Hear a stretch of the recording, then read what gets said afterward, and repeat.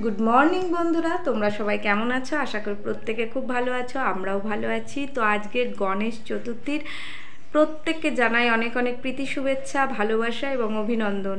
তো আজকে আমিও গণেশ পূজা করছি, তোমাদের সঙ্গে কিভাবে গণেশ পুজো করছি সেটা শেয়ার করছি। তোমরা আমার সঙ্গে থাকো, দেখতে থাকো।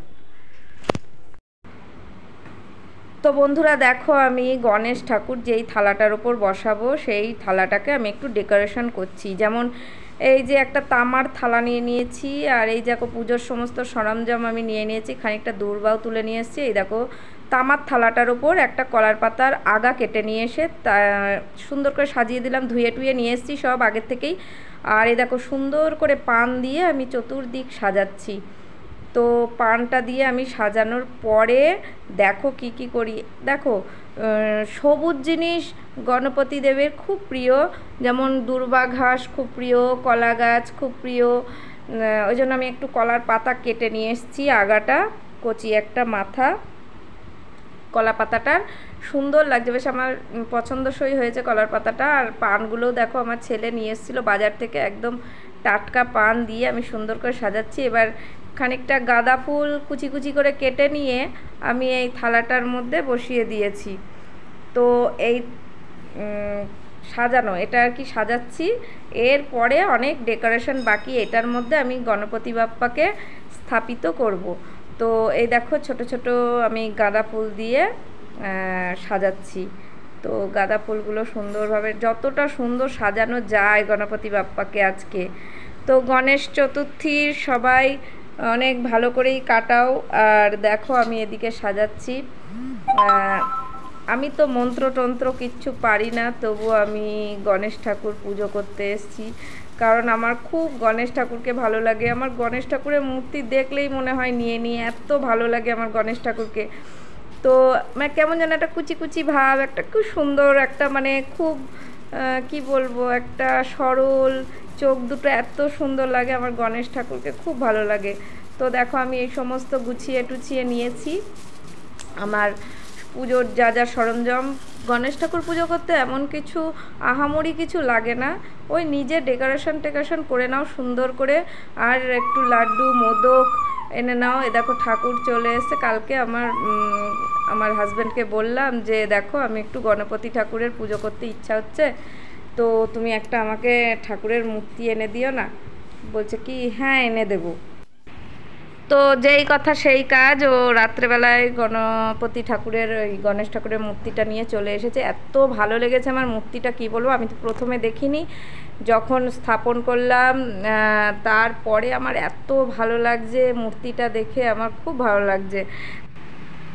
তো দেখো আমি এরপরে ঠাকুরটাকে আমি স্থাপন করে দিলাম, একটা সুন্দর ভাবে মালা পরিয়ে দিলাম, তার সঙ্গে মালাটা খুব সুন্দর লাগছিল, ঠাকুরকে ঢেকে গেছে মালাটা। আমি কি করব, এইভাবেই ঠাকুরকে মালাটা পরিয়েছি। তো দেখো আমি একটা থালার মধ্যে ভোগ সাজিয়ে দিচ্ছি গণপতি বাপ্পাকে। গণেশ ঠাকুরকে মোদক প্রিয়, গণেশ ঠাকুরের লাড্ডুও প্রিয়, তাই লাড্ডু আর মোদক এনেই আমি ঠাকুরকে দিয়েছি। আমার যতটুকুনি আমি যেমন পেরেছি তেমন করেছি।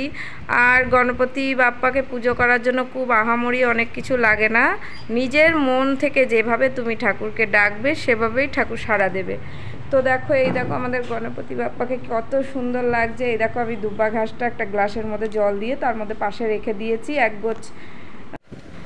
তো দেখো আমি সমস্ত কিছু গুছিয়ে নিয়ে আমি ঠাকুরকে ফুল নিবেদন করছি। আমি তো কোনো মন্ত্রতন্ত্র জানি না, তো গণেশ ঠাকুরকে যতটা আমি নিজে মন্ত্র জানি ততটা মন্ত্র বলেই আমি গণেশ ঠাকুরকে ফুল নিবেদন করলাম। পুষ্প নিবেদন করার পরে আমি 3বার ফুল নিবেদন, নিজের মতন নিজে পুজো করলে সব ঠাকুরই সন্তুষ্ট হয়। আমি আমার মন দিয়ে ভক্তি ভরে পুজো করেছি, তো আমার খুব মনে শান্তি পেয়েছি, আনন্দ পেয়েছি। পরে আমি এই ফুল নিবেদন করার পরে আমি খানিকক্ষণ ফোনের মধ্যে গণেশ ঠাকুরের মন্ত্র চালিয়ে দিয়েছিলাম, আর আমি নিজে মুখে শুনে শুনে সেই মন্ত্রগুলো বলছিলাম। তো এইভাবেই আমি গণেশ পুজো করেছি। জানি না তোমরা কিভাবে করো, আমার খুব মনে শান্তি পেয়েছি আজকে পুজোটা করে।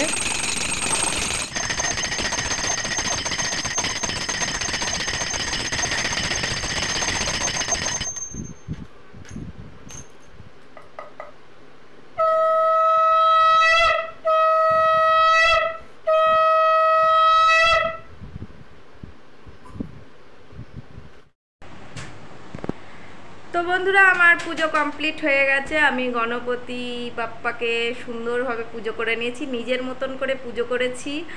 আর নিজে যেমন পেরেছি, আমি মন্ত্র অত বলতে পারি না, ফোনে চালিয়ে দিয়েছিলাম মন্ত্র।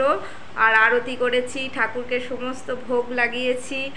তো গণপতি বাপ্পা বড়িয়া।